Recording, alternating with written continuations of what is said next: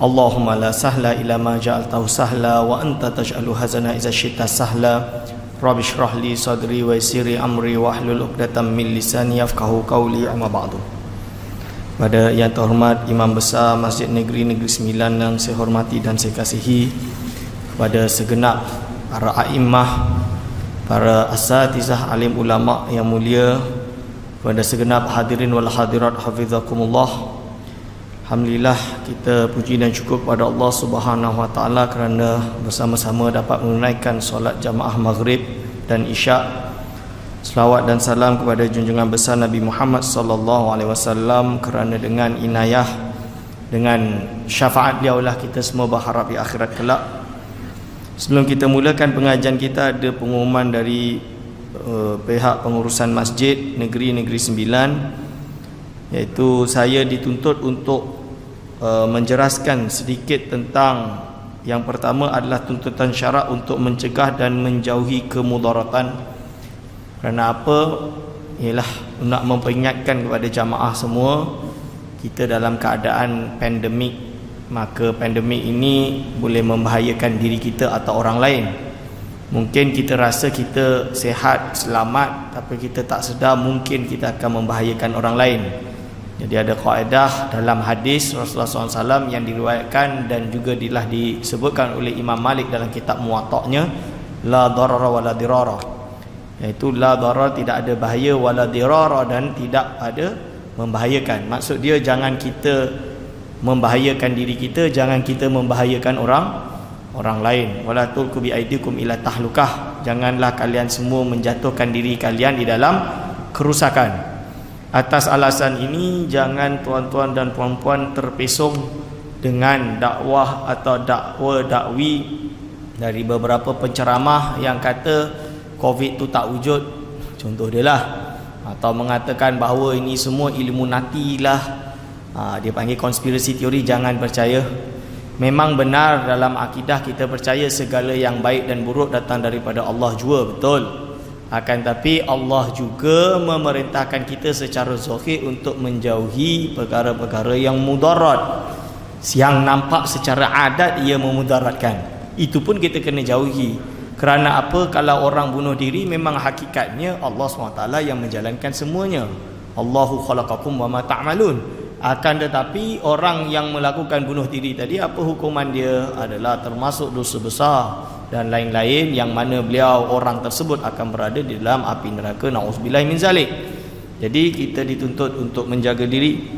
Yang kedua adalah tuntutan syarak kepada kebersihan dan penjagaan diri. Ini masalah an-nadhafatul minal iman. Kebersihan ini termasuk daripada iman, kerana kunci utama untuk menjaga diri daripada penyakit pandemik ini adalah kebersihan diri.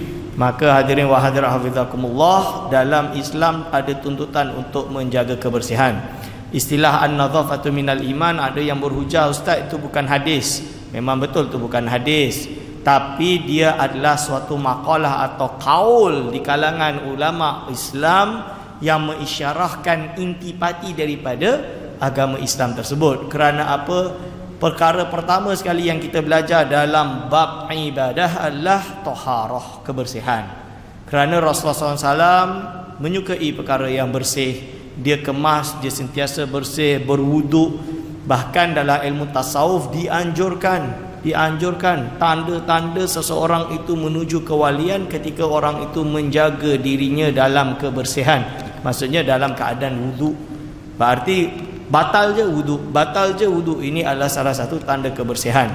Sebab itu Islam mengajarkan siwak, mengajarkan semua perkara-perkara yang bersifat bersih, dan juga penjagaan diri. Seperti apa? Seperti menjaga diri, pakai baju yang cukup, dan pakai kasut, pakai slipper dan lain-lain. Yang termasuk sekarang adalah menutup wajah kerana takut, iaitu kita punya droplets kena pada orang lain. Yang ketiga adalah penekanan kepada pematuhan garis panduan dan standard operating procedure atau SOP yang ditetapkan oleh kerajaan. Kerana apa hadirin wa hadirat hafizakumullah?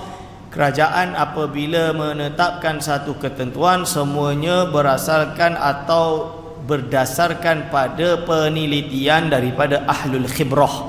Ahlul khibrah ni apa? Iaitu golongan ahli akademik dalam bidangnya maksudnya dalam hal ini dalam perubatan. Mereka dah tahu dan mereka telah mengkaji bagaimana cara untuk menjaga diri dan mengelak daripada penyebaran wabak ini atau terkena pada diri sendiri. Maka akhirnya atas penelitian tersebut pemerintah mewajibkan kepada atau kerajaan mewajibkan kepada seluruh rakyatnya demi kepentingan masing-masing. Maka untuk kita mentaatinya juga wajib. Atiullah wa atiur rasul wa ulil amri minkum.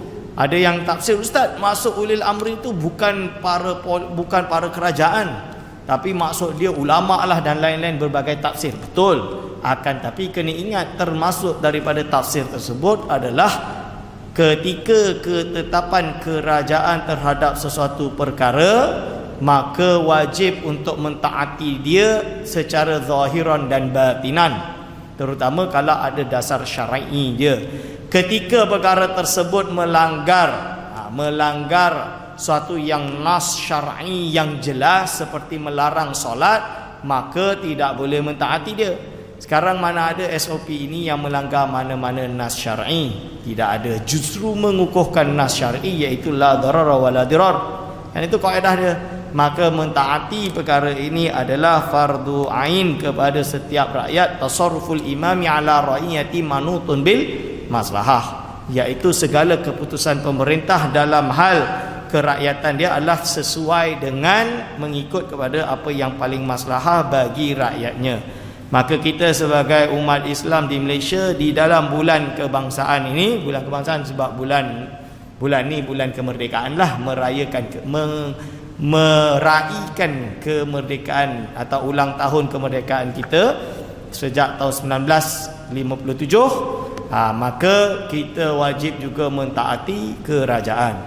Dan ini tambahan dari saya, pengumuman pendek je. InsyaAllah buku kami yang terbaru akan keluar dalam bulan ni sebelum merdeka, 31 hari bulan, iaitu Syekh Abdullah Fahim, Ulama Ahlus Sunnah wal Jamaah dan Perjuangan Kebangsaan. Ni nak bulan kebangsaan ni.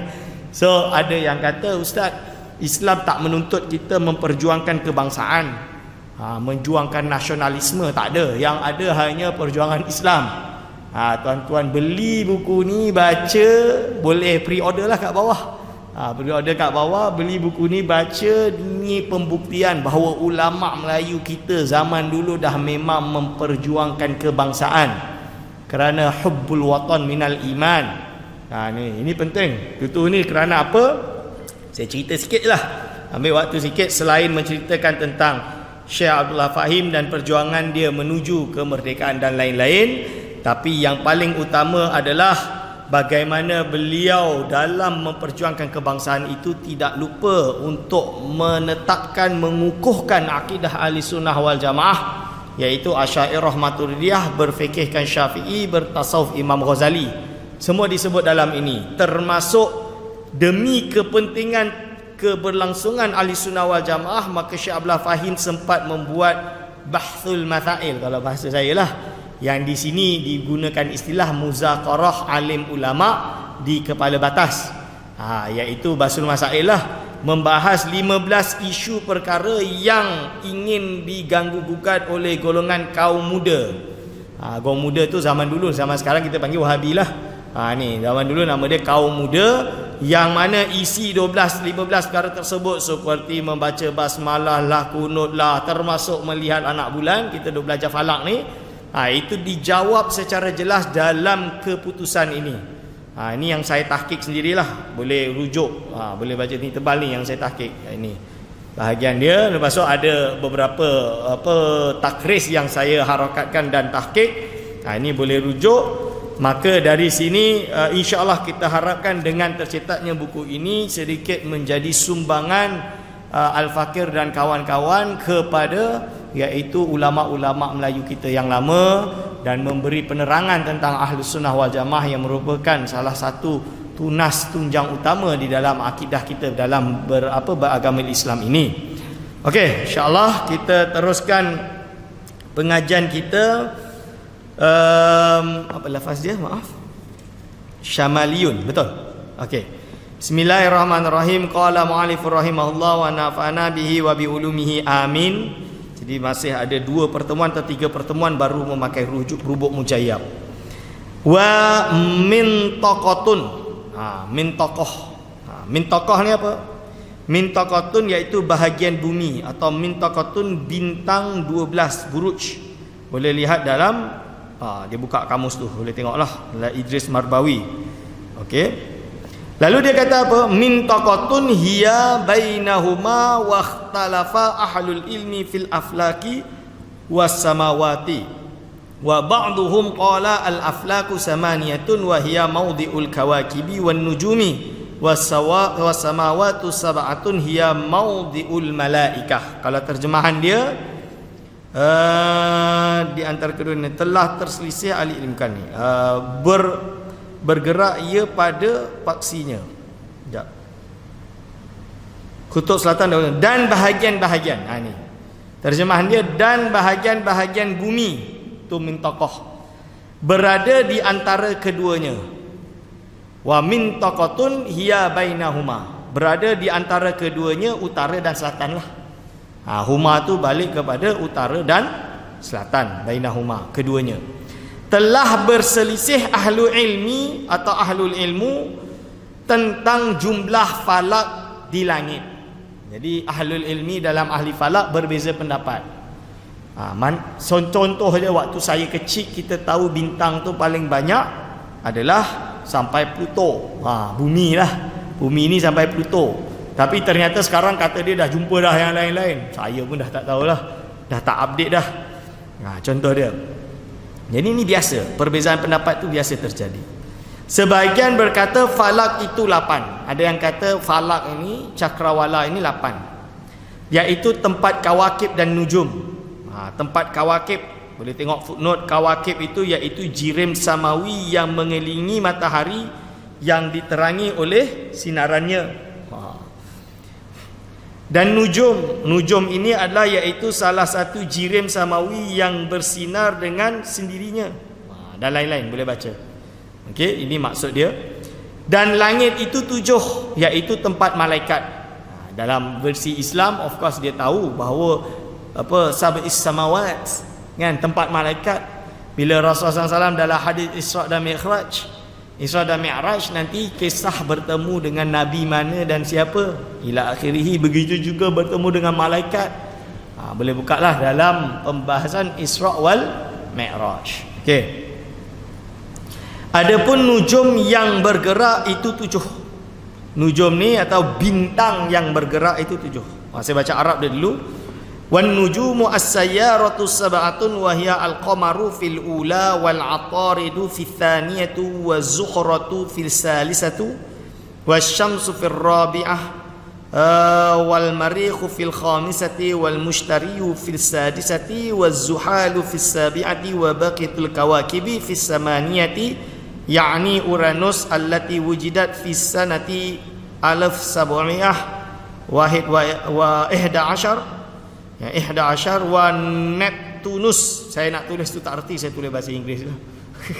Neptunus allati wujidat fi sanati 1846 wa Pluto allati wujidat fi sanati 1931. Maksudnya adapun nujum yang bergerak itu 7. Ini menurut kitab falak yang lama, sebab dia jumpa sampai takat itulah. Iaitu pertama bulan, kedua Atarid, ketiga Zuhrah, keempat matahari, kelima Marih, keenam Mushtari, ketujuh Zuhal, dan baki kawakib yang lain pada tempat yang ke-8. Dia titik macam tu. Jadi ini ulama falak Islam temu sampai tu waktu tu. Dah paling hujung dah. Lepas tu yakni Uranus yang dijumpakan setelah itu yang ditemui pada tahun 1811. Jadi ini setelah kita panggil, kalau kita baca sejarah, setelah Eropah mengalami fase habis Dark Ages, dia masuk kepada Renaissance, kan? Renaissance iaitu ialah era kebangkitan, di mana Eropah dah mula bangkit, melepaskan diri dari kongkongan gereja kononnya, Itu yang golongan liberal hari ini nak ambil sentimen tu, nak katakan kenapa umat Islam ni mundur, sebab terkena dengan kongkongan Islam. Dia salah faham. Zaman Eropah dulu kerana dia dikongkong oleh gereja Katolik lah waktu itu. Kerana apa? Seorang Kristian tak boleh berpendapat, melainkan pendapat dia itu kena endorse daripada gereja. Sampai jadi Injil tu kalau nak ditafsirkan itu, dia tak boleh, melainkan gereja yang bagi authority. Sampai macam tu. Ini yang akhirnya Galileo dibunuh dan kisah-kisah lah bagaimana saintis-saintis Isaac Newton yang terkenal, Sir Isaac Newton, yang dia buat teori gravity dan lain-lain. Jadi itu kisah Dark Ages mereka masuk berpindah ke Renaissance. Kalau Islam kita tak macam tu. Islam dari awal turunnya Islam, ulama tak pernah menutup perdebatan ilmu, melainkan dia ngaku dia Nabi baru. Itu lain lah. Itu bukan ilmu dah, itu kufur. Ada umat Islam tiba-tiba dia ngaku saya ni Nabi baru. Ini jelaslah kufur. Itu jelas ditolak.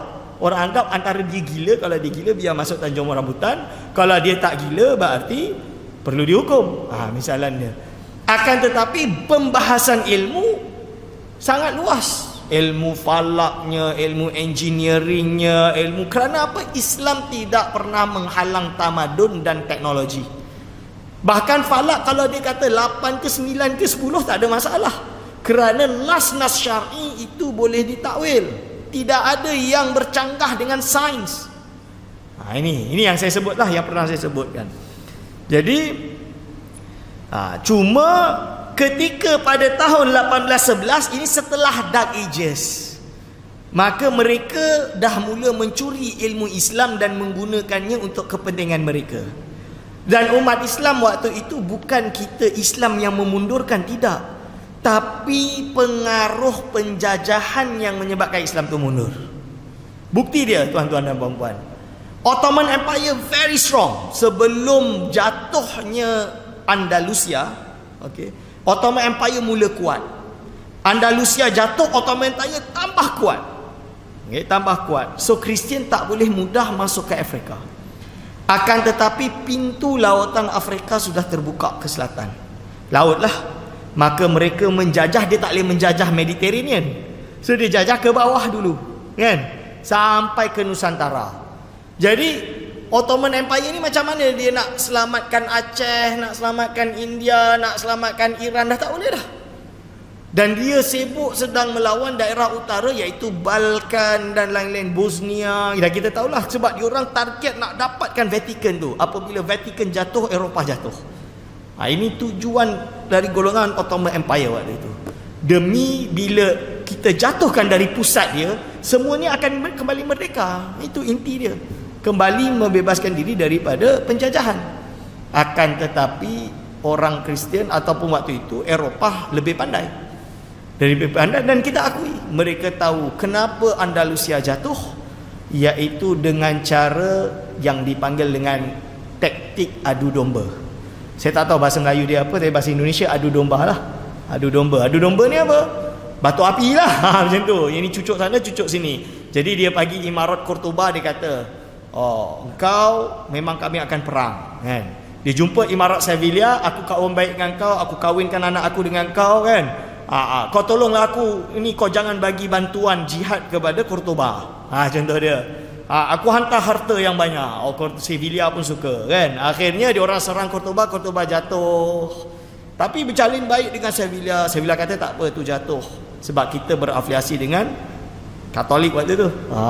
Lepas tu jatuh satu last kali Granada nak minta tolong kat Fes dah tak boleh nak tolong. Ini contoh dia. Atas dasar itu mereka pakai idea yang sama untuk menjajah umat Islam yang ada di negara Islam sendiri. Seperti mula Algeria, Morocco terakhir, Morocco 1920 lebih. Melaka dah lama jatuh dah. Di 1920 lebih baru jatuh ke tangan Perancis. Yang lain mula jatuh, Tunisia jatuh, Algeria jatuh. Mula peperangan di Balkan tu masih kuat. Ottoman Empire masih boleh lawan. Tapi dia guna cara apa? Iaitu mengaku perjuangan nasionalisme. Nasionalisme kononnya jangan peduli Islam, pedulikanlah kearaban. Pedulikanlah apa entah ni Afrika, entah ni kan, contoh dia ini Parsi, bukan Islam. Islam tu tak penting. Akhirnya Hijaz nak merdeka, keluar daripada Daulah Uthmaniyah yang mau membendera agama. Akan tetapi Syekh Abdullah Fahim yang dididik oleh Wan Ahmad Al-Fatani, dia kata apa? Bangsa dan agama ni tak boleh dipisahkan. Ini kalau boleh baca dekat dalam Muqaddimah Tashilun Nailil Amani, dia dah kata dah, bangsa dan agama ni bagi orang Melayu tak boleh dipisahkan. Perjuangan kebangsaan itu perjuangan Islam itu sendiri. Kerana apa? Kalau bangsa itu tidak merdeka daripada penjajahan non-Muslim, maksud penjajahan Eropah, maka keislaman kita tak boleh sepenuhnya, tak boleh syumuli. Ini sebab itu dia memperjuangkan kemerdekaan demi keislaman itu sendiri. Okey, itu masuk bab tu pula. Okey, dan Neptunus. Jadi ada satu planet Neptunus yang ditemui pada tahun 1846 miladi, dan Pluto yang ditemui pada tahun 1931 Masehi atau miladi. Okey, ini adalah beberapa tambahan dari saya dan guru saya. Kita tambah kerana nak kena update daripada kitab Sahibul Muallif lah. Okey. Adapun mana ni? Adapun gambaran cakrawala yang lebih betul adalah di sisi Pythagoras. Pythagoras, okay, boleh tengok Latin kat bawah tu tulisan dia Pythagoras macam mana. Kan kita belajar matematik ni ada law Pythagoras punya law tu, samalah. Walaupun saya ni tak adalah belajar tinggi Pythagoras, tapi bacalah tahulah Pythagoras punya law tu. Dan disahihkan oleh Copernicus, Nicholas Copernicus, yang meninggal tahun 1543. Jadi ini adalah beberapa perkara dalam hal iaitu perbintangan. Okey. Jap, ada sikit pembetulan yang bahasa Arab. Fisanati tak ada alif lam.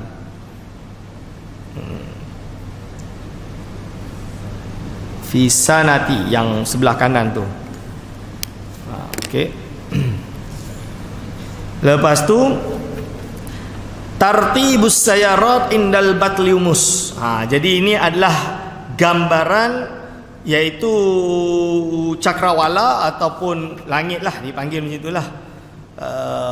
Gambar cakrawala, iaitu tartibus sayarat, tertib cakrawala inda batliumus, atau gambar cakrawala menurut Batlemus. Batlemus, okey, Latin dia nak susah, Ptolemus, Ptolemy lah tu. Nak tulis bahasa Inggeris dia betul Claudius Ptolemy, macam nak sebut pun saya tak tahu. Bahasa Arab dia Patleus.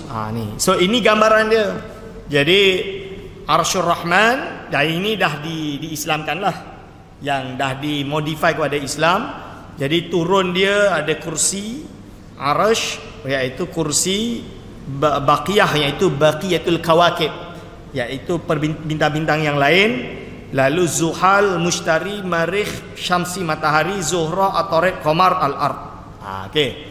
Tapi saya bagi tahu ini adalah menurut perspektif ahli falak. So, boleh tak betul ke tak? Boleh je. Kerana yang dimaksud dengan sab'us samawat, 7 langit, 7 petala langit, kemungkinan mereka salah mentafsirkan.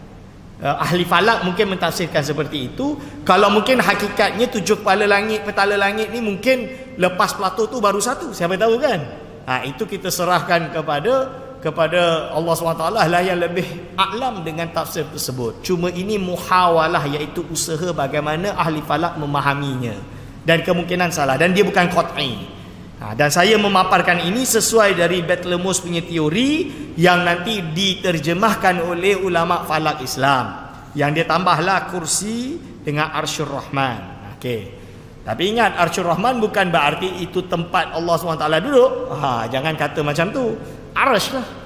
Dan arsh ni makhluk. Jismun, dia jisim. Macam mana tu wallahu alam. Ini jismun azimun, suatu jisim yang agung. Lebih kurang macam itulah. Okey. Lepas tu kita boleh nampak al-ard juga terkandung daripadanya ada al-hawa, al-ma, an-nar. Ini fahaman dari Batlemus. Lepas tu tengah-tengah dia ada mintokoh. Jadi bila bumi ini, Jadi dulu perbincangan kan kita tahu antara apakah bumi yang mengelilingi matahari atau matahari mengelilingi bumi. Zaman Bartolomos taklah, iaitu apa? Iaitu matahari yang mengelilingi bumi. Jadi dia gambarkan macam tu. Kan? Ini contoh dia. Okey, lepas tu of course kita dah tahu benda tu terbalik. Tertartibus sayarat indal Kopernikus. Gambar cakrawala Kopernikus ni, yang ni dia buat macam ni. Syams, matahari, Atarid, Zuhra, Ard, Marikh, Mushtari, Zuhal dengan Baqiyah. Iaitu Baqiyah tu nujum, iaitu bintang-bintang yang lain. Ini baru betul matahari stay duduk di situ, lalu bumi dan langit yang lain tu yang mengelilingi matahari. Lalu Ustaz, ni macam mana perhitungan, salah ke tak salah? Betul saja. Sebab apa? Tetap konteks dia, konsep dia sama, kerana kita akan tengok lepas ni macam mana sisi perbintangan tersebut. Okey. Ini lepas dia terangkan langit, kerana kita bahas ilmu falak, inilah ilmu dia, ilmu langit ni lah.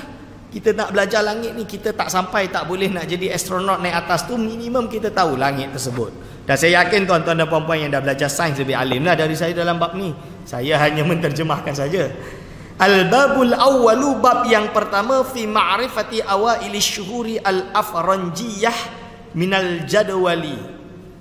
Jadi bab pertama iaitu pada menyatakan tentang mencari permulaan bulan-bulan Eropah. Jadi orang Arab zaman dulu dia tak panggil Eropah, dia panggil Afranjiyah. Maksud Afranjiyah ni apa? Iaitu Eropah lah. Kalau kita macam Perancis je, iyalah Faranji. Kalau bahasa Morocco, Arab Morocco pun sama, Faranji. Jadi itu nak menunjukkan bangsa Eropah. Okey, bangsa Eropah. I'rif ussa ayyi syahrin aradtahu, iaitu ketahuilah olehmu akan us mana-mana bulan yang kamu mahu. Jadi nak kena tahu us dia. Us tu apa? Nanti kita bahas. Wa huwa al-adadu alladhi tahtahu thumma utlub bihi al-yawma alladhi huwa awwalu syahri min jadwalil ayyami wal usus. Maksud dia apa? Iaitu ia adalah jumlah di bawahnya, kemudian cari dengannya hari yang terawal bagi bulan itu daripada jadwalul ayyam wal usus. Okay. Ini apa tu Ustaz tak tahu? Ini kita nak tunjuk lah ni apa us tu kat sebelah tu. So kita boleh tengok dekat page 13, kaedah mencari awal bulan. Kaedah mencari awal bulan. Nombor 1, alif dengan ba.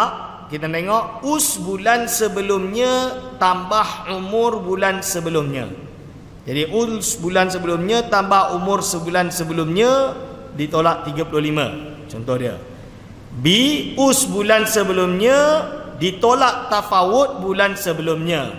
Okey, nanti dia bagi contoh lah.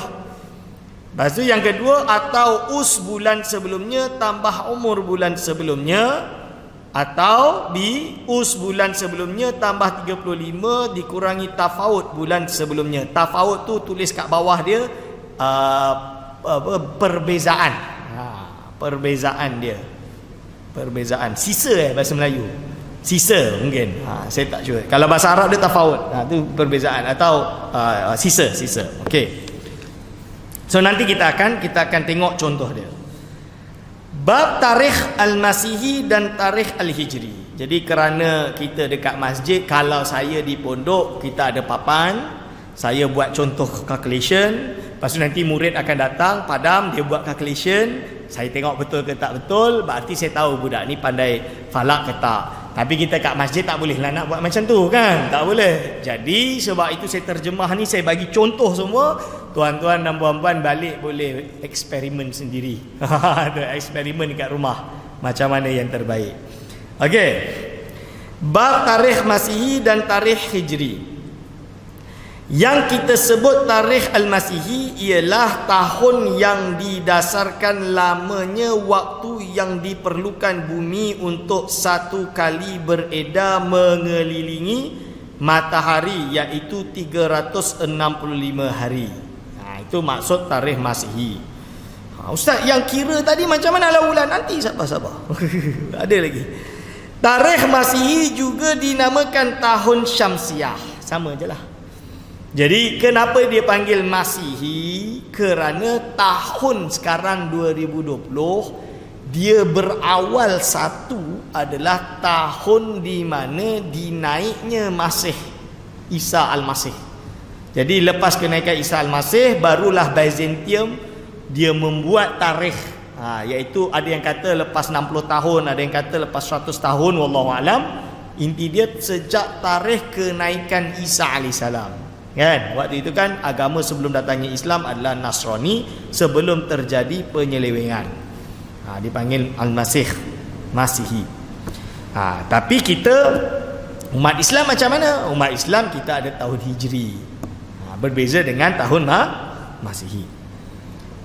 Lalu dinamakan juga dengan tahun Syamsiah. Kerana apa? Kerana tarikh Masihi tersebut mengikut peredaran matahari satu kali bulan, 365 harilah tahun matahari, atau tahun miladiah, iaitu tahun kelahiran Nabi Isa alaihis salam. Ada yang guna istilah tahun miladiah kerana menilai dari tahun kelahiran dia.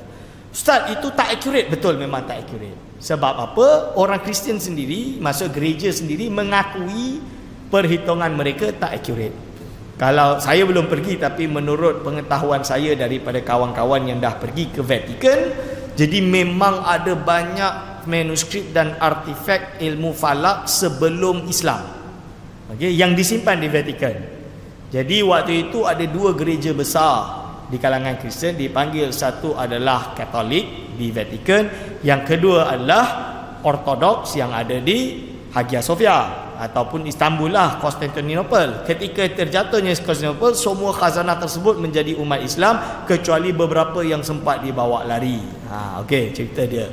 Tapi yang lain masih tersimpan di Vatican. So boleh tengok artifak tersebut, termasuk yang di dunia Latin dulu, cara untuk menghitung tarikh tu, matahari tu kan. Dia masuk dekat lubang gereja tu, dia akan tunjuk ni tahun berapa, bulan berapa, semua boleh ada. So benda tu ada, dan umat Islam ambil ilmu tersebut dan jadikan versi Islam. Menariknya umat Islam terpaksa pakar dalam Qamariah. Kerana apa? Kerana Qamariah menentukan awal bulan umat Islam. So itu yang kita lebih advance dalam hal Qamariah juga. Kerana apa? Kerana kita perlu kepada ilmu Qamariah untuk menentukan awal bulan, akhir bulan Islam. Okey, tahun matahari atau tahun miladiah kelahiran. Tahun Masihi itu ditetapkan oleh Julius Caesar. Julius Caesar ni Julius Caesar lah. Pada tahun 46 sebelum Kristus. Okey, kita boleh tahulah Julius Caesar ni dia ada generation dia. Ada generation dia yang tak perlu saya ulang. Jadi tuan-tuan boleh baca buku-buku sejarah ni. Pada setiap 4 tahun sekali, ini saya dengan tok guru saya ni kita buat. Jadi nak betulkan buku ni waktu tu, sebab buku tu dalam bahasa Arab pendek je. Pendek je, pasal kita syarahkan. Pada setiap 4 tahun sekali, tahun yang keempat ditambah 1 hari sehingga tahun itu umurnya menjadi 366.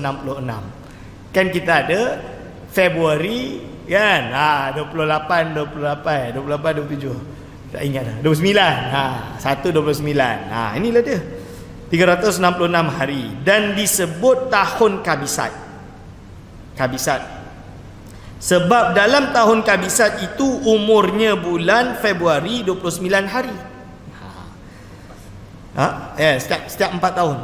Setiap 4 tahun berarti 3 tahun 1, 3 tahun 1. Dan selain tahun Kabisat, umurnya bulan Februari adalah 28 hari. Okey.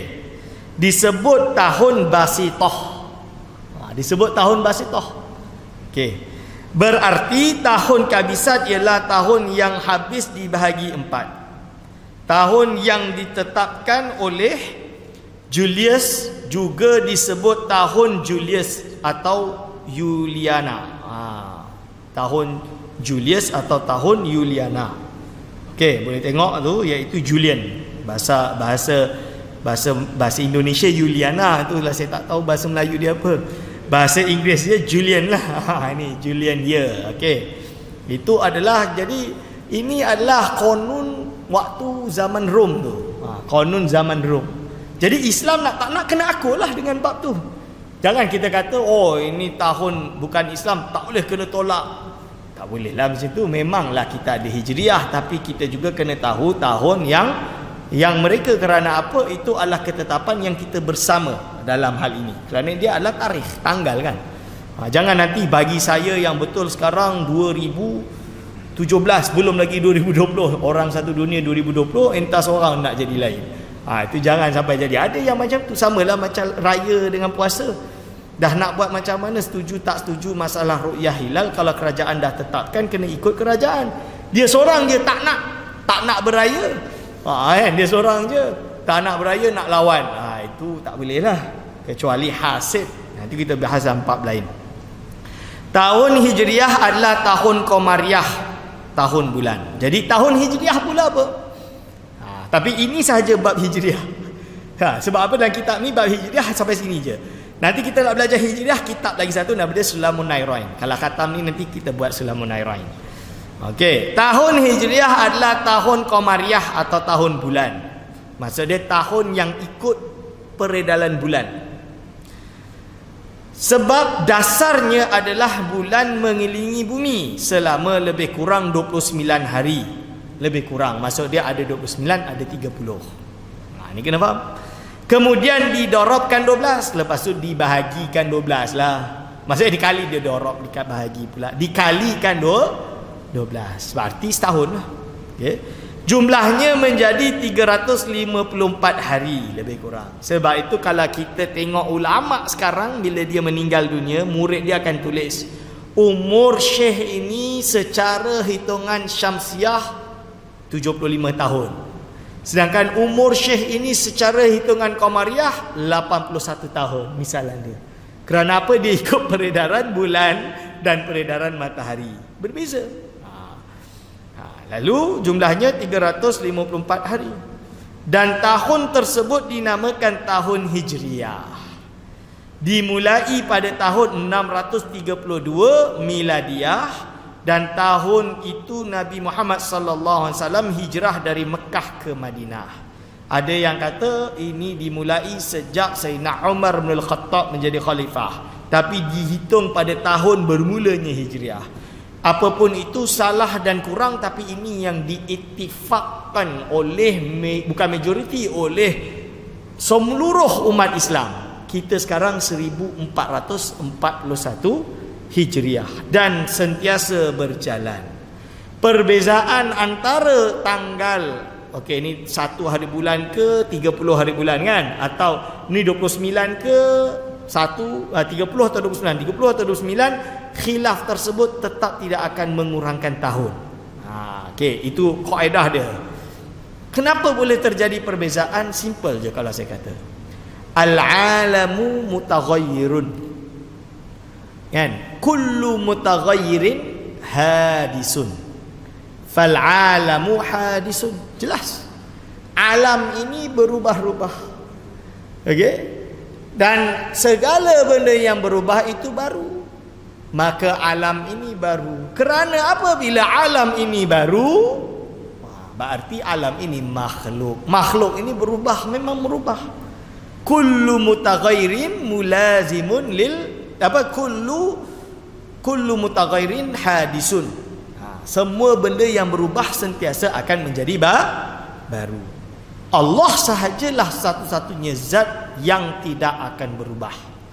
Tidak akan jadi kecil, tidak akan hilang, tidak akan sirna dan lain-lain. Alam ini berubah. Jadi dulu kita tengok anak bulan, hitungan dia macam tu. Hari ini dah advance teknologi. Kerana apa? Kerana alam ni berubah. Macam mana boleh berubah? Dulu orang jumpa hanya 7 bintang. Sekarang dah jumpa lebih dari Pluto. Ada yang kata yalah sebab dulu tak ada teleskop yang cukup besar. Contoh dia kan. Atau kita boleh kata dulu Allah tak ciptakan bintang yang lebih tu. Bila kita dapat je teleskop yang besar, Allah dah ciptakan bintang-bintang yang lain. Itu khalqi, Allah boleh buat macam tu. Wallahu alam, kita tak tahu. Kan? Kita tak tahu kerana apa alam ini baru. bukan qadim. Ini adalah masuk dalam ilmu kalam dia. Okey. Iaitu dalam tahun itu Nabi Muhammad SAW hijrah dari Mekah ke Madinah. Okey, sekarang rumus dia. Saya bagi contoh rumus. Us bulan sebelumnya tambah umur bulan sebelumnya kurangi 35. Contoh, Januari tahun 2000. Berarti ini saya waktu belajar kitab ni tahun 2000. Sorry lah, saya nak buat hitungan hari ini tak boleh juga. Nanti kalau saya buat hitungan hari ini 2020, tunggulah 20 tahun yang akan datang, saya kena update lagi. So saya buat je tahun 2000. Alah-alah tahun 2000 ni saya sweet 17 lah. Umur 17 tahun. So Januari tahun 2000, us bulan Disember adalah us bulan Disember 1999 adalah 24. Ditambah dengan umur bulan Disember 1999 31. Betul kan tu? Kat situ saya tulis berapa kat situ? 21? Tak betul. Tulis 31. Salah type. 31. Jadi 24 tambah 31 sama dengan 55. Okey. Lepas itu kaedah dia kena kurang dengan 35. Boleh nampak tu 35. Hasil dia maka usnya, itu nama dia us. Apa tu Ustaz? Itulah dia. Us tu angka 20 tu. Maka usnya 20. Berarti Januari tahun 2000 us dia adalah 20. Lepas tu kesimpulan dia 1 Januari tahun 2000 usnya adalah 20. Maka us 20 adalah jatuh pada hari Sabtu Legi. Okey, kejap. Okey, legi tu apa? Saya terangkan tu dulu. Legi tu apa? Jadi kerana muallif ni orang Jawa, Majapahit pun ada kalender dia. Kalender dia setiap minggu 5 hari sahaja. Faham? Jadi legi, Kliwon, Pahing, itulah nama dia. Bila dah ada hari 7, maka orang Jawa dia ada Sabtu Legi, Sabtu Wage, dia macam tu. Sabtu Kliwon, Sabtu Pahing, dia macam tu. So diorang pun ikut, dan budaya tu diorang tak nak hilangkan sampai hari ni. Lah budaya khazanah, of course lah diorang tak nak hilangkan. Dari mana datang tu saya tak tahu lah, saya tak kaji lagi. Tapi kerana muallif ini orang Jawa, so dia teruslah automatik. Kerana apa? Dia dah ada kaedah juga. Dia jadikan kaedah Jawa, Legi, Pon, Pahing itu dia masukkan dengan kaedah hari-hari Islam dan juga hari Julian, kalender Julian. So dia dah jadi, tuan-tuan perempuan ni belajar automatik 2 ilmu terus. Macam itulah lebih kurang. So dia kata apa? Kalau us 20 adalah jatuh pada hari Sabtu Legi. Contoh dia tuan-tuan, tengok yang bawah dulu. Jadual ayam wal usus. Nampak kan? Jadual ayam wal ususi.